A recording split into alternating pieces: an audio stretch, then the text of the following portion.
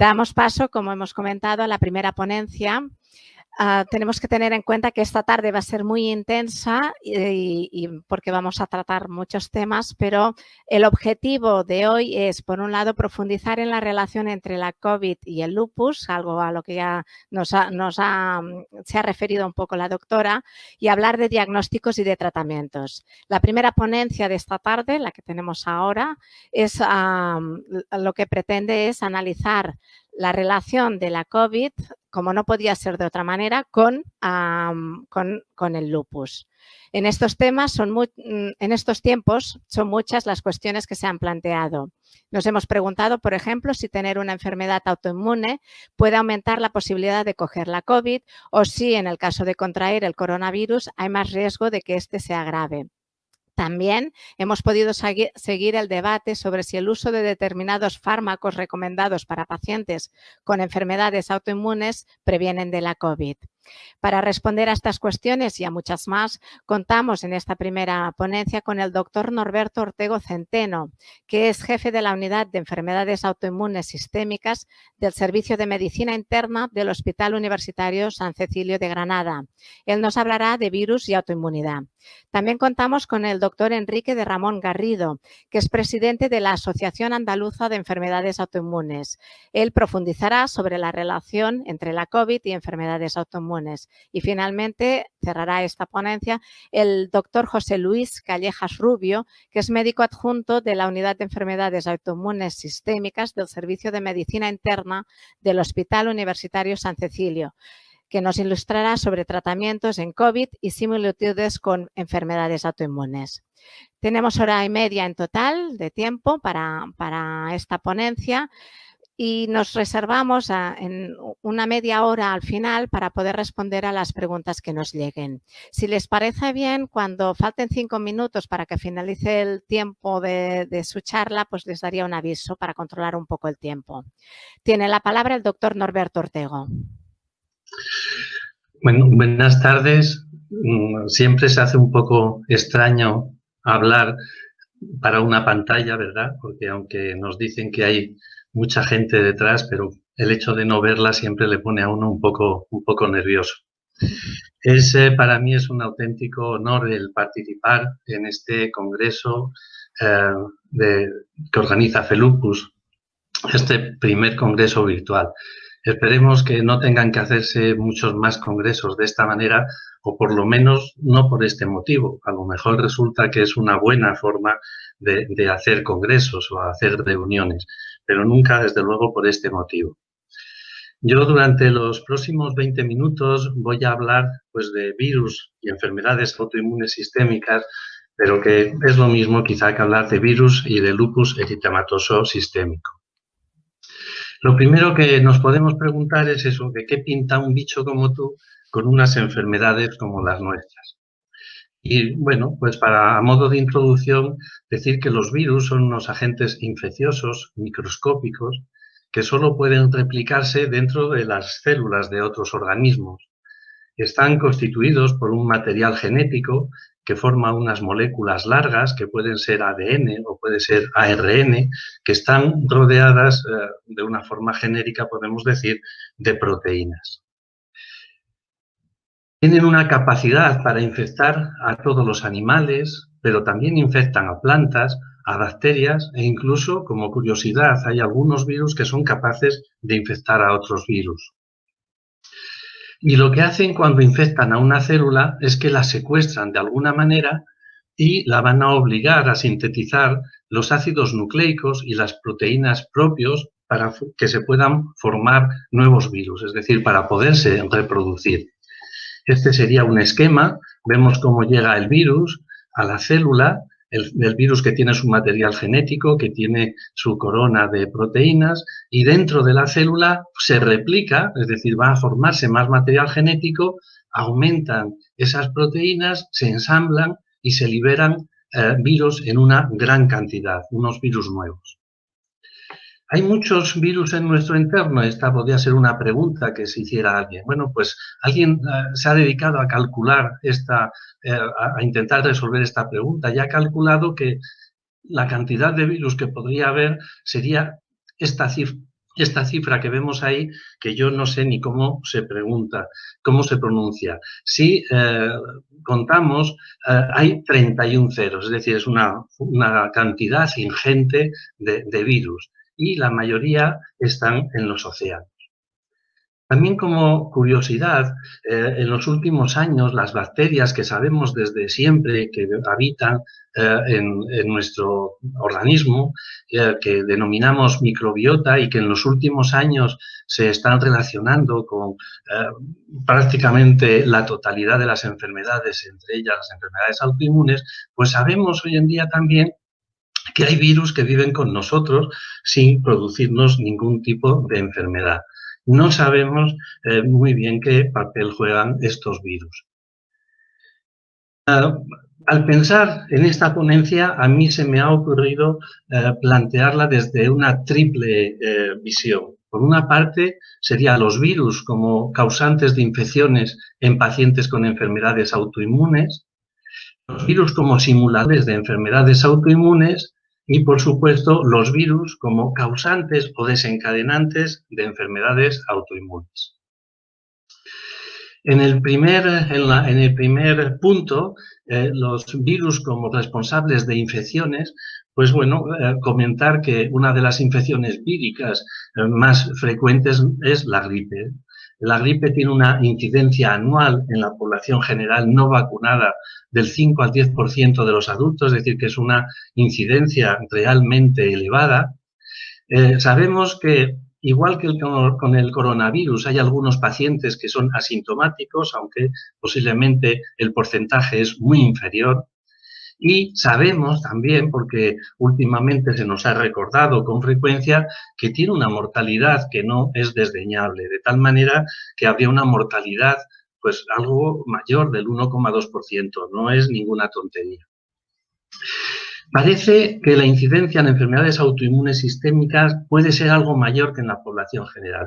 No está muy bien estudiado. Hay algún trabajo quizá más importante en pacientes con artritis reumatoide y pudiera ser que la prevalencia fuera un poco mayor en los pacientes con enfermedades autoinmunes sistémicas, como digo. Cuanto al herpes zóster, que es otra infección vírica muy prevalente, sobre todo en personas mayores, se sabe que es más frecuente en pacientes con enfermedades autoinmunes. Es hasta 3 veces más frecuente. Y lo mismo sucede con pacientes con lupus. Es decir, que la prevalencia de herpes zóster en pacientes con enfermedades autoinmunes en general y con lupus en particular es más elevada que en la población general. Otro virus también de gran trascendencia por su relación con la neo de cervix es el papilomavirus. Parece que también es más frecuente en pacientes con enfermedades autoinmunes sistémicas, pero en el caso del lupus está bastante estudiado y aunque hay estudios contradictorios, en general también se asume que hay una prevalencia mayor en los pacientes con lupus. Pues bien, si hay una mayor prevalencia o incidencia de enfermedades víricas, de infecciones víricas en pacientes con enfermedades autoinmunes sistémicas, con lupus, pues no es de extrañar que haya unas recomendaciones de vacunación en estos pacientes. Estas son unas recomendaciones de la EULAR de 2019. Debo decir que hasta no hace mucho, se pensaba que los pacientes con enfermedades autoinmunes no se podían vacunar porque las vacunas podían exacerbar sus enfermedades. Sin embargo, estas, como digo, son recomendaciones de 2019 y, en general, la vacunación está recomendada en los pacientes con lupus.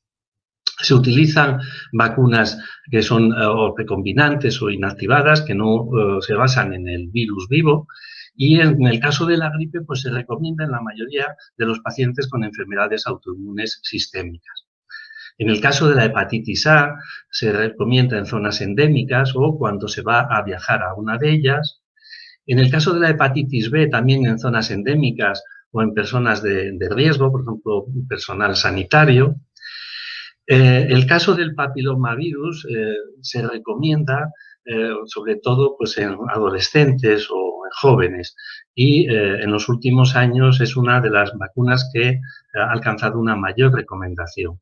Y en cuanto al herpes zóster, se ha venido utilizando hasta hace poco una vacuna viva atenuada, de tal manera que estas vacunas vivas se han tendido a no utilizar, a no querer utilizar en pacientes con enfermedades autoinmunes, pero últimamente o recientemente ha aparecido una vacuna recombinante. Y esta vacuna yo creo que puede ser muy interesante considerarla, sobre todo en personas mayores. Decir unas cosas, unos puntos importantes sobre la vacunación. Se debe de administrar preferentemente en fases inactivas. Si se puede, se debe vacunar a los enfermos antes de inmunodeprimirlos. Y en caso de tener que vacunar, se puede administrar la vacuna con la mayoría de los tratamientos inmunodepresores, incluidos los glucocorticoides. En el caso del rituximab, que en pacientes con formas graves de lupus pues lo utilizamos bastante, hay que tener unas consideraciones en cuanto a los tiempos de vacunación. Se deben hacer unas semanas antes, 4 semanas antes o 6 meses después de forma preferente. Bueno, el segundo punto que quería comentar era el de las infecciones víricas como simuladoras de lupus. Claro, cuando el médico se enfrenta a un enfermo, el enfermo no llega con un cartelito que ponga tengo un lupus y que esto diga al médico, pues ya está, lo suyo es un lupus. No, esto no es así. El médico, en base a una historia clínica, a una exploración y a unas pruebas complementarias, pues va a llegar al diagnóstico. Y en esas pruebas complementarias, pues siempre, como sabéis, se piden los famosos autoanticuerpos, los anticuerpos antinucleares. Se piden también hemogramas, se piden determinaciones de complemento. ¿Y qué pasa? Pues que muchas infecciones víricas pueden hacer que se positivicen los anticuerpos antinucleares, que se provoque una leucopenia, que el complemento esté bajo. Y eso hace que a la hora de hacer diagnósticos diferenciales, por lo menos en fases iniciales, las infecciones y especialmente las infecciones víricas pues pueden simular una enfermedad autoinmune y en concreto un lupus eritematoso sistémico. Pero lo que más me importa es el virus como causante o desencadenante de enfermedad autoinmune o de lupus en particular. Y vamos a repasar algunos conceptos. Yo sé que estos conceptos normalmente se repiten en muchas reuniones de lupus, pero bueno, la repetición a veces es la base del aprendizaje. ¿Qué son las enfermedades autoinmunes? Pues aquellas que se caracterizan por un funcionamiento irregular del sistema inmune. Y todos sabéis, el sistema inmune es una red muy compleja de células y de productos celulares que lo que hacen es encargarse de defender a nuestro organismo de infecciones, tanto de virus como de bacterias como de otros agentes. Y para realizar esta defensa, para defendernos de estas agresiones, el sistema inmune dispone de todo un ejército capaz de reconocer lo ajeno. Esa es la cuestión, que este sistema reconozca lo ajeno.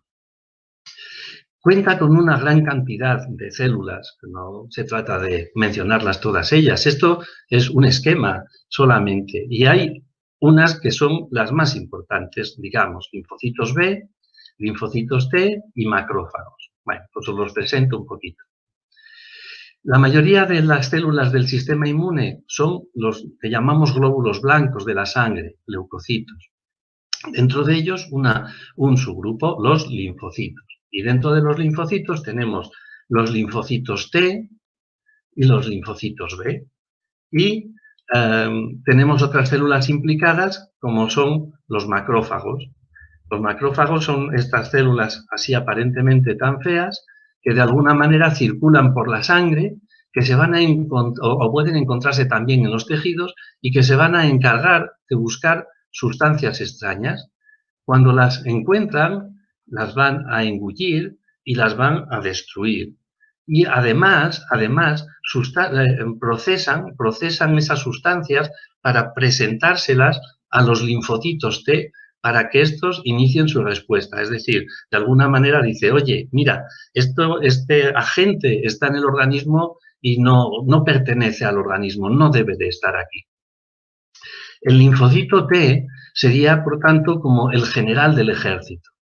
tienen en su superficie unas moléculas que son capaces de reconocer las sustancias extrañas al organismo. A esas sustancias las llamamos antígenos y, en concreto, a la parte del antígeno contra la que van a reconocer eso lo llamamos epítopos. Y cuando reciben la señal, activan el sistema inmune para que destruya esos antígenos extraños.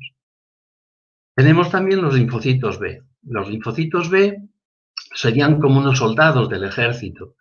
Cuando los linfocitos T han reconocido a esos antígenos extraños que a su vez le han presentado los macrófagos, lo que va a pasar es que liberan una serie de productos que estimulan a esos linfocitos B para que produzcan unas proteínas que todos conocéis y que no es otra cosa que los anticuerpos. Entonces, los anticuerpos son estas sustancias, estas proteínas que producen los linfocitos B, bueno, las formas maduras de linfocitos B, estimulados por los linfocitos T y que se van a unir a los antígenos, en concreto a esos epítopos. Ese es el antígeno, este es el anticuerpo y se produce pues esta reacción y se forma este complejo antígeno-anticuerpo. Y una vez que se forma, ya otras células del organismo se van a encargar de su destrucción. Además, cada vez que nosotros tenemos un encuentro con algo que es extraño al organismo, se van a generar unos linfocitos T y linfocitos B de memoria, que se van a quedar ahí en reserva. De alguna manera se quedan ahí en nuestro organismo. ¿Y qué función tienen? Pues simplemente que en caso de que vuelva a aparecer la misma proteína extraña, el mismo antígeno, pues se produce una respuesta mucho más rápida que la primera vez y mucho más enérgica. Y este no es otro más que el principio de las vacunas. ¿Qué pasa en las enfermedades autoinmunes? Pues bueno, pues cuando se desarrolla una enfermedad autoinmune, lo que sucede es que el sistema se equivoca y va a tomar lo propio como ajeno y dirige su ataque contra los órganos y tejidos propios. Podemos decir, hablando coloquialmente, que lo que le pasa al sistema inmune es que se le va la pinza. Y lo que va a suceder es que a veces se forman autoanticuerpos, es decir, anticuerpos que reaccionan contra lo propio autoanticuerpos. Esos autoanticuerpos pueden o bien interferir con la función normal de los tejidos o pueden participar, favorecer en su destrucción de los tejidos. A veces el daño no lo producen los linfocitos B y los anticuerpos, sino que lo producen los linfocitos T. ¿Y qué factores hacen que aparezca una enfermedad autoinmune?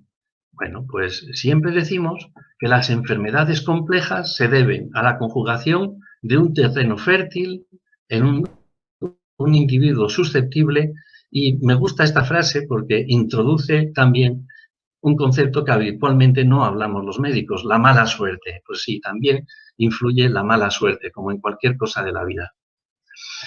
Siempre decimos que hay una susceptibilidad genética, que importa también el sexo femenino, posiblemente por la carga, por la información que figura en el cromosoma X, y luego siempre decimos que hay una serie de desencadenantes externos, y dentro de esos desencadenantes externos, pues siempre nombramos los virus y bacterias. Esta es una diapositiva con la que yo utilizo en la facultad para explicarle a los alumnos la génesis de las enfermedades autoinmunes. ¿Y cómo puede hacer estos virus para que se genere la enfermedad autoinmune? Pues bueno, son mecanismos tremendamente complejos, no bien conocidos, pero algunos pues más o menos tienen más desarrollo.